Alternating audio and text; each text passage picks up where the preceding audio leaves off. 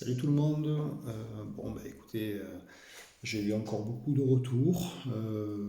C'est très bien.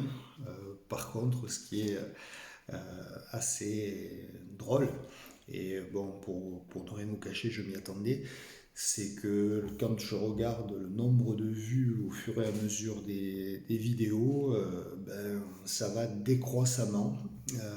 Donc la première vue a fait 140 vues alors que vous êtes 100 abonnés environ. Là, on s'approche des trentaines, vingtaines. Donc, on va voir qui va rester jusqu'à la fin et qui sera intéressé par ces petites perfusions d'expérience. Aujourd'hui, je vais continuer sur la lancée d'hier. Comme vous le savez, j'essaye de faire des cours qui soient pour moi dans un ordre logique. Donc, je ne veux pas parler de technique avant de parler de tout ce qu'on aborde en ce moment. Aujourd'hui, je voudrais d'abord poser une question. À votre avis, les écoles d'arts martiaux de survie euh, sont-elles inefficaces? Alors, moi j'ai ma réponse, vous avez votre réponse. Moi je vais apporter des éléments. Euh, alors, inefficace, ce serait un raccourci trop rapide. Donc, on ne peut pas dire ça. Euh, En fait, il faut quand même, pour pouvoir diriger une école de Krav Maga, par exemple, il faut avoir fait du terrain. Parce que, parce que sinon, c'est un petit peu comme si, si tu enseignais le saut en élastique sans en avoir pratiqué des années, ou si tu apprenais, je sais pas moi, à nager dans une école de natation alors que toi-même tu ne sais pas nager. Je pense pas que tes élèves iraient aux Jeux Olympiques. J'en suis pas sûr du tout. Ben donc c'est pareil. La réalité du terrain pour un instructeur, c'est très très important. Alors vous allez me dire, ouais, mais donc ceux qui n'ont jamais fait videur, garde du corps, force spéciale, commando, enfin ce que vous voulez, donc ils n'ont pas accès. Alors si, ils ont accès, mais ils doivent rester dans une réserve d'humilité, parce que ils n'ont jamais testé leur connaissance sur le terrain et malheureusement, pour la plupart, ils se font passer pour des super-héros aux yeux de leurs élèves et c'est très dangereux, c'est très très dangereux. Quelqu'un qui ne sait pas de quoi il parle, quelqu'un qui n'a jamais tout testé réellement, euh, ne peut pas ne peut pas avoir un discours franc et honnête envers son public euh, en disant il va se passer ceci, il va se passer cela. Non, c'est des fabulations, c'est rien d'autre que ça. Donc il faut, quand on travaille, voilà, je ne suis pas un videur, je ne suis pas un garde du corps, je n'ai jamais testé les techniques. Par contre, voilà, j'ai appris d'un professeur qui m'a enseigné ceci, cela, et on a des méthodes. Et là, on commence à parler d'un package. Donc, un pack que moi j'appellerais un pack mental, au-delà de la technique. Ce pack mental, en fait, vous devez l'avoir en vous quand vous avez fait du terrain. Si vous n'avez pas fait de terrain, vous devez mettre dans vos cours des notions de temps de réaction, euh, de temps d'exécution. Et vous devez enclencher des réflexes conditionnés sur vos élèves. Ensuite, vous devez les amener vers ce que nous appelons une zone de freezing.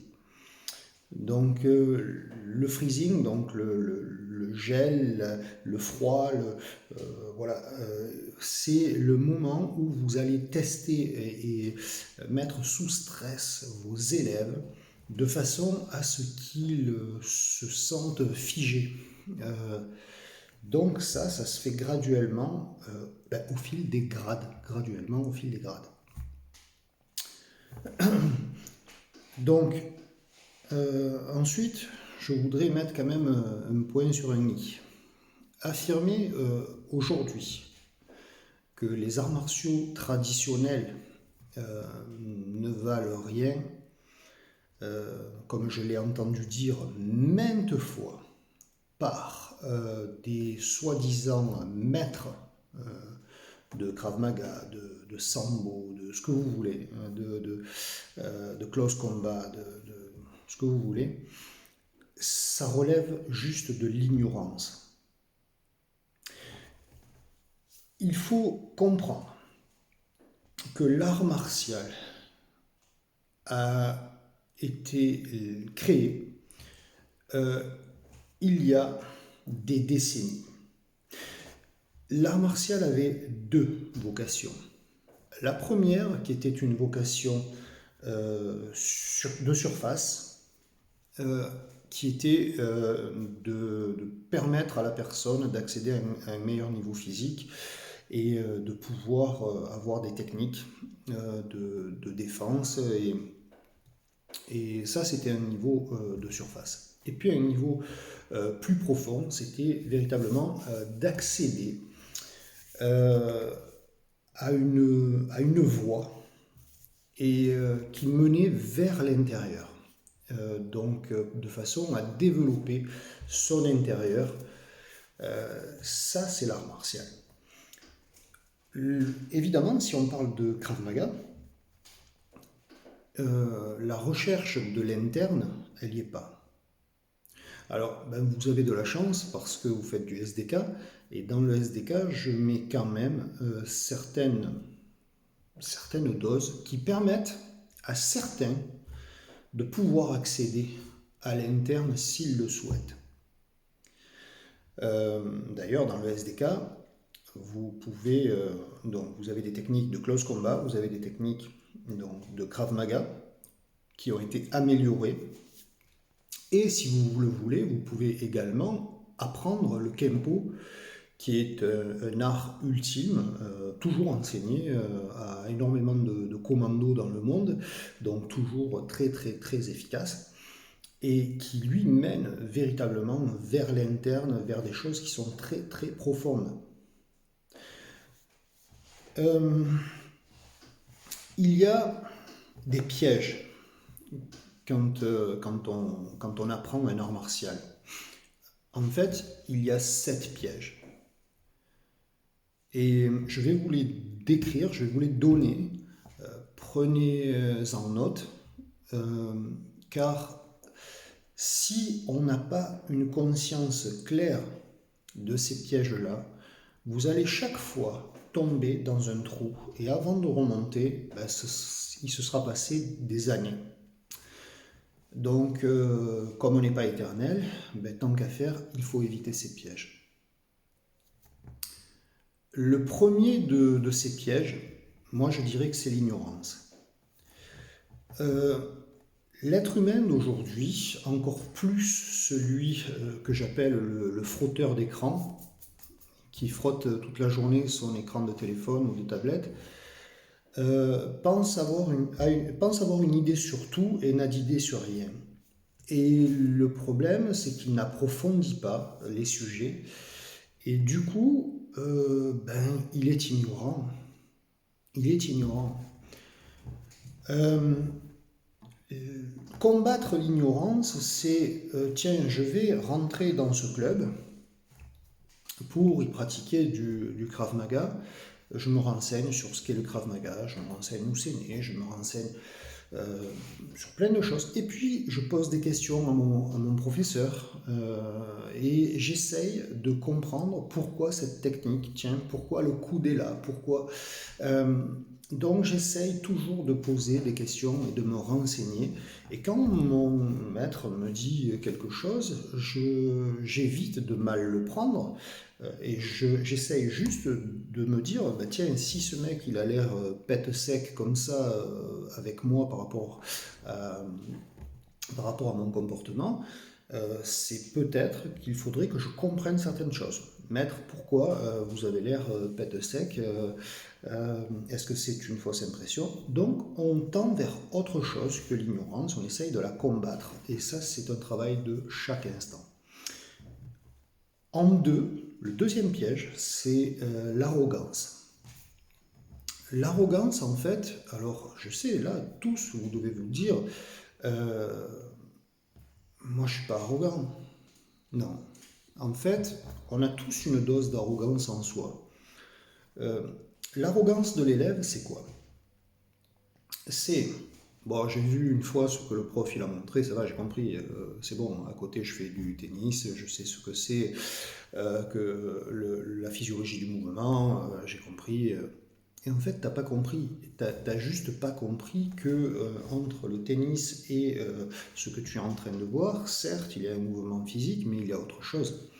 Donc, peut-être qu'il serait utile de le voir minimum 6 fois, 7 fois, 8 fois. Ça, c'est une forme d'arrogance. Ensuite, la forme d'arrogance, c'est toujours de penser que c'est acquis ou que l'on sait ou que pourquoi j'ai qu'une ceinture jaune? Pourquoi j'ai qu'une ceinture jaune? L'autre à côté, il a une ceinture orange et franchement, je suis meilleur que lui. Ça veut dire que tu prends la place du prof. Tu te permets de prendre la place du prof alors que ça fait un an que tu es là. Et si tu as une ceinture jaune, c'est que tu mérites une ceinture jaune. Si l'autre il est moins bon que toi avec une ceinture orange, ben ça veut dire que tu es ignorant. C'est peut-être simplement que cette personne-là est là depuis 6 ans et a passé en 6 ans une ceinture orange. Et toi, tu es là depuis un an et tu as une ceinture jaune. Tu vois la différence? Dans le même style des ceintures, c'est je veux te voir au passage de grade du mois de mai. Ah non, non, non, non, moi je viens pas, je suis pas prêt. Attends, tu es mieux placé que moi pour dire si tu es prêt ou pas. Tu es mieux placé que moi qui te regarde toute l'année t'entraîner et qui sait quels sont exactement tes points forts et tes points faibles.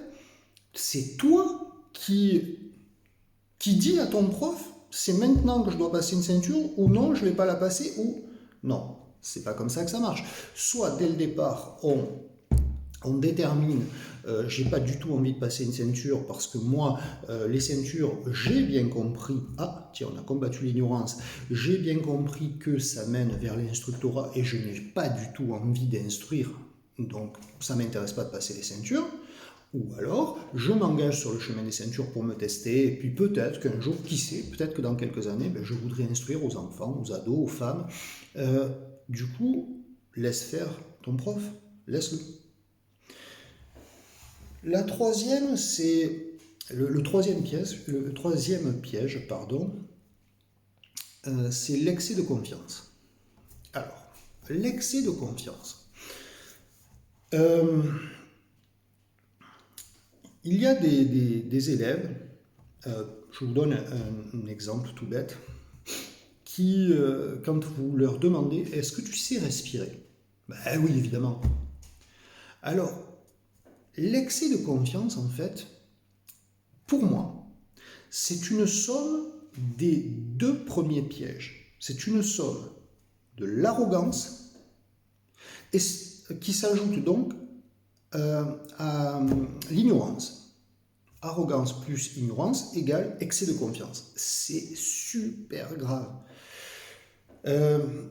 N'ayez jamais confiance en vous pleinement. Laissez toujours un pourcentage.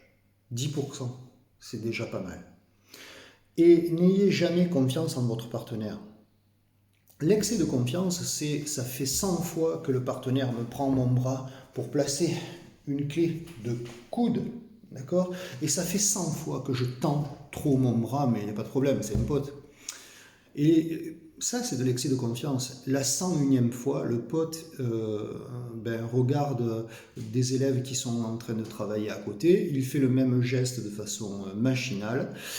Donc il est tombé dans ce qu'on appelle l'arrogance du geste, parce que ça devient machinal et qu'il ne réfléchit plus à ce qu'il fait. Et dans l'apprentissage, il faut qu'il y ait de la réflexion. C'est dans le combat ultime qu'il n'y aura plus de réflexion, parce qu'on l'aura répété 10 000 fois. Et à ce moment-là, il te pète le coude. Excès de confiance égale gros dégâts. Erreur fatale. Ensuite, il y a le déni. Alors, le déni. Quand on continue à prendre des exemples concrets dans le dojo. Le déni, c'est quand, par exemple, je m'adresse à un élève et que je lui dis « Rappelle-toi de la technique que nous avons faite il y a 2 mois. » C'est la même, sauf que je l'ai déplacé dans l'espace et je l'ai déplacé dans le temps, dans la distance, mais c'est exactement la même. Ah non, c'est pas du tout pareil. Là, si on est dans le déni envers le professeur, si on est dans le déni, donc ça peut arriver également envers soi-même, on ne va pas avancer et on sera obligé, donc, dans l'exemple que je vous ai donné, de reprendre il y a 2 mois en arrière. Alors, ce qui peut remplacer le déni, c'est vous pouvez me remontrer? Ah oui, je me souviens. Mais là, ça veut dire qu'on montre qu'on n'est pas infaillible et que des petits rappels, ça fait du bien. Il y a un instructeur parmi vous qui m'a laissé un très beau message il y a quelques temps par rapport aux vidéos. Et il me disait, tu sais Florent, en fait sur les vidéos, comme je m'entraîne avec toi tout le temps, depuis des années, sur les vidéos, en fait, je ne peux pas dire que j'apprenne grand-chose par rapport à ce que tu nous dis, mais qu'est-ce que ça fait du bien de pouvoir se replonger dedans et revoir tout ça parce que j'avais oublié tellement de choses. C'est parfait, il n'est pas dans le déni, il n'est pas dans l'ignorance, il n'est pas dans l'excès de confiance. Voilà. Ensuite, il y a les certitudes. Alors, dans chaque école où je vais, j'entends des conneries immenses parce que tout le monde est plein de certitudes. Mais ce qui est juste abominable, c'est que ces certitudes sont infondées. Elles le sont. Alors, je vais vous donner un exemple. Je suis allé dans un pays et à la suite, donc il y a deux personnes de ce pays qui sont venues s'entraîner en France et donc moi j'ai donné ce que j'avais à donner. J'ai expliqué certaines choses, voilà que j'avais fait énormément de ménage dans mon école de Martigues, que j'ai fait des critiques constructives, certes sèches, mais constructives, parce qu'il y a des choses qui sont inacceptables chez quelqu'un qui a un haut degré d'enseignement dans un autre art. Donc voilà, j'ai à un moment donné posé une critique, mais qui était très justifiée. Et en fait, ce qui me revient maintenant, pas mal de temps après, aux oreilles par des élèves de ce pays, et beaucoup d'élèves, comme quoi le vent tourne, c'est que, à la limite, j'ai dit des conneries, à la limite, j'ai été vexant, je casse des personnalités. Ça, ce sont des fausses certitudes. Ceux qui veulent savoir ce qui s'est réellement passé, qu'ils me téléphonent et qu'ils comprennent le pourquoi du comment. Mais ce que je suis en train d'expliquer, Ça se passe dans toutes les écoles, pour tout. Alors, les fausses certitudes vont vous entraîner à mal apprendre et vont vous entraîner à quitter un club pour de mauvaises raisons, à quitter une fédération pour de mauvaises raisons également. Parce que vous serez plein de certitudes, parce que dans votre tête, vous aurez eu la confusion de tous les blablas, et en fait, on perd le goût de l'essentiel qui va à la véritable certitude que l'on continuera pourtant de mâchouiller et de rechercher parce que toute certitude aujourd'hui est fausse le lendemain. Donc ça continue de tourner, de façon perpétuelle. Le 8 est toujours là. Ensuite, il y a les préjugés. Alors, les préjugés, c'est... les préjugés, c'est quand vous rentrez dans une salle et que vous vous dites, par exemple, oh là là, je suis la seule nana sur le cours, j'ai pas ma place. C'est un préjugé. Tu as ta place. Donc je vous donne à chaque fois qu'un exemple, bon ou mauvais, mais en tout cas, je vous donne un exemple. Vous pouvez en trouver d'autres par vous-même. Un préjugé va vous amener à un type de pensée.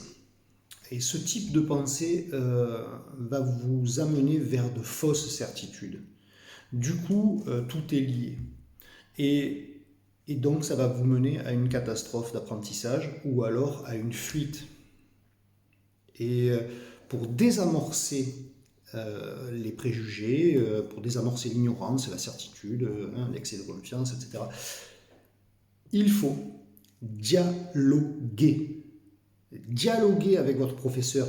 Si le professeur n'est pas capable de vous répondre, il faut qu'il ait l'honnêteté de vous dire je t'envoie vers un directeur technique. Si le directeur technique n'est pas capable de te répondre, je t'envoie vers le directeur technique mondial. C'est moi. Et j'essaierai de vous donner une réponse claire, nette et précise, qui peut-être ne vous plaira pas, mais au moins ça sera clair.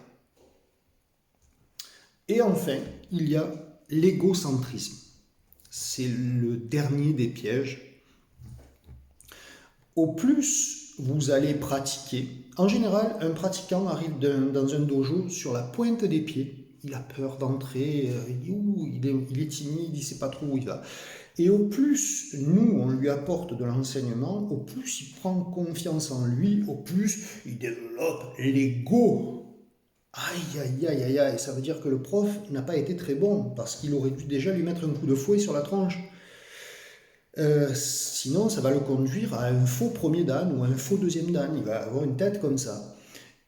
Et égocentrisme, ça veut dire que le gars, il est centré tout le temps sur lui. Il ne regarde que lui. Si tu ne regardes que toi, ça veut dire que dans ton entraînement, tu vas être mauvais, puisque tu ne vas pas faire travailler l'autre également. Il y a une notion de partenariat. Et ça veut dire que dans la rue, si tu ne regardes que toi, tu ne remarqueras pas le trottoir, tu ne remarqueras pas le cyclo qui est derrière toi, la voiture, le bus, le machin, tu ne remarqueras rien. Tu es centré sur toi, ta petite personne. Et bien ça, c'est pas bon. Alors, parmi vous, il y en a qui ont un potentiel très rare, que j'appelle le potentiel, qui s'appelle le potentiel des éveillés. Ces gens-là sont comme des soleils. Ils demandent qu'à irradier. C'est au professeur à essayer de leur donner toute la brillance qu'il faut, car si ces élèves-là arrivent à irradier dans un dojo, ils montreront la voie aux autres. Donc voilà, vous avez les 7 pièges qui sont les plus communs et qu'il faudra éviter. Ensuite, je voudrais faire une petite parenthèse sur l'invincibilité. Parce que souvent, on m'envoie des messages, Florent, moi je veux être efficace, comment je peux être plus efficace? L'efficacité en soi, c'est ridicule. Qu'est-ce que c'est que l'efficacité? L'efficacité, c'est j'ai réussi à le tomber lui, mais je ne savais pas qu'en fait il avait un pacemaker. L'efficacité, c'est quoi? C'est on met deux mecs dans une cage, celui qui gagne, c'est le plus efficace? Non, parce que celui qui gagne a peut-être frappé 2500 fois et l'autre a frappé qu'une fois, mais il avait déjà mis sur le cul. L'efficacité, c'est une notion qui est très très compliquée. Alors quand je vois sur internet MMA versus Krav Maga, Jeet Kune Do versus Sambo, mais je deviens fou, c'est n'importe quoi de comparer des choses comme ça.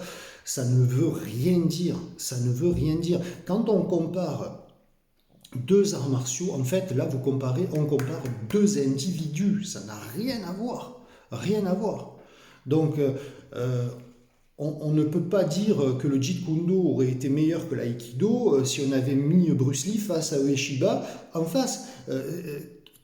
C'est quoi? Le plus efficace, c'est lequel? Celui qui va rester debout? Ça veut rien dire, c'est pas ça. Donc, efficacité, ça me mène vers l'invincibilité. Et l'invincibilité, ça n'existe pas. L'efficacité, pour moi, c'est une notion très abstraite. Et nul ne détient la vérité. Et il y a un proverbe qui dit même une horloge arrêtée a raison 2 fois par jour. Donc, tu ne détiens pas la vérité, donc tu ne détiens pas l'invincibilité, donc tu dois chercher tout le temps et tu dois comprendre que l'efficacité, quand on te parle d'efficacité, c'est une extrême connerie.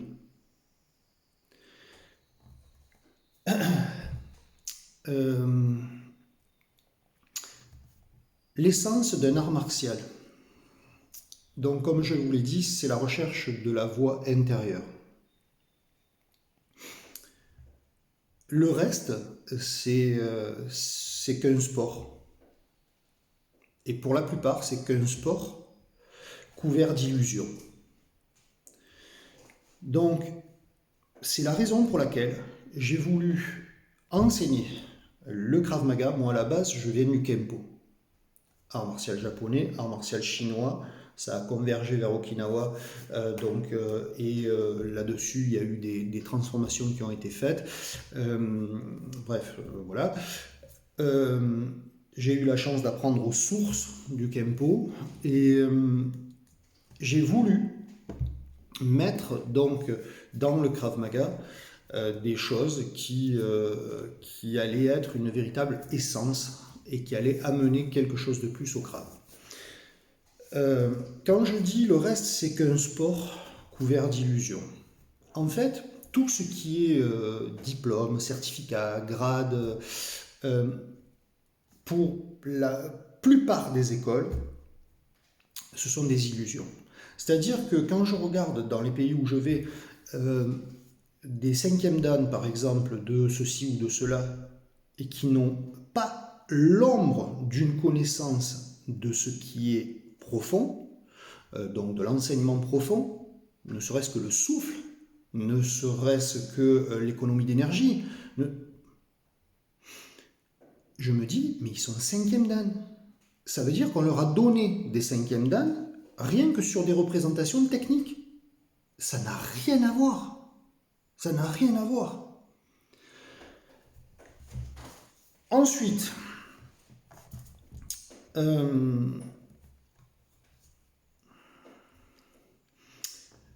vous avez certainement tous traversé des épreuves.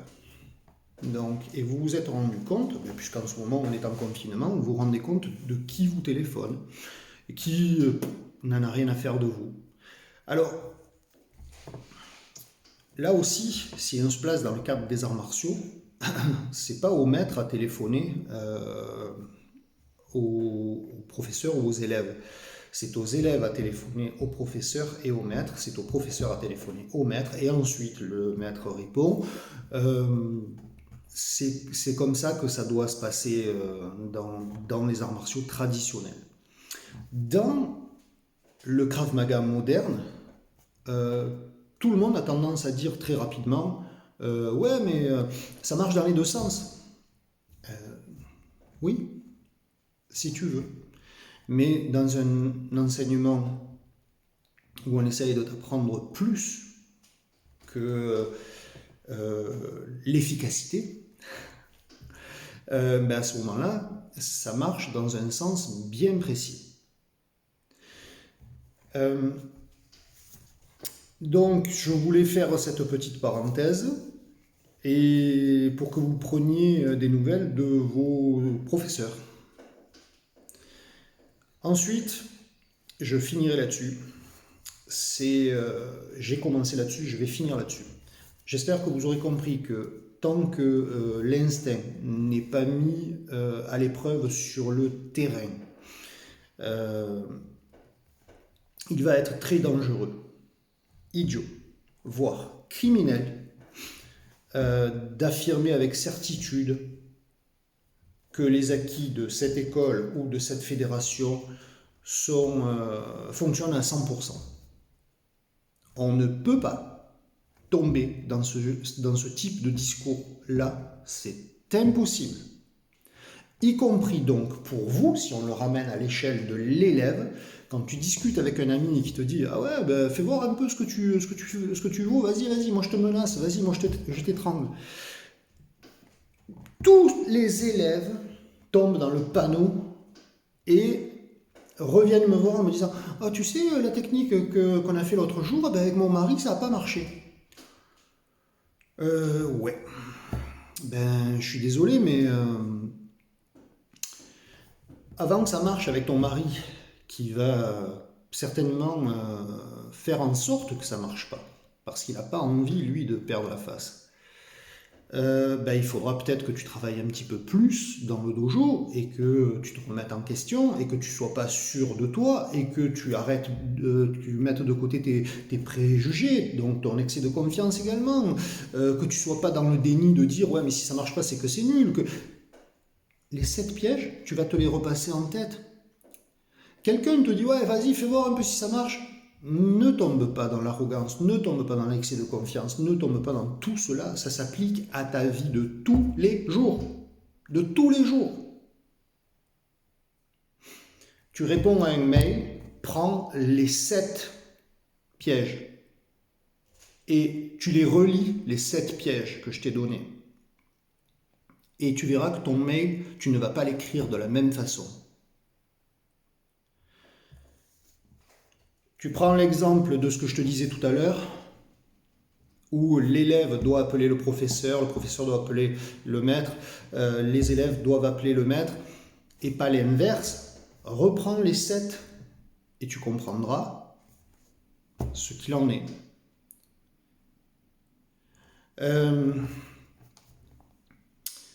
Voilà, ensuite, écoutez, moi je voudrais vous dire que tout va bien de mon côté. Et j'ai la chance donc de ne pas être touché par cette saleté. Ne vous inquiétez pas non plus de trop et restez serein, travaillez chez vous et puis ça va aller. Si vous avez des questions, n'hésitez pas. À très vite. Bye.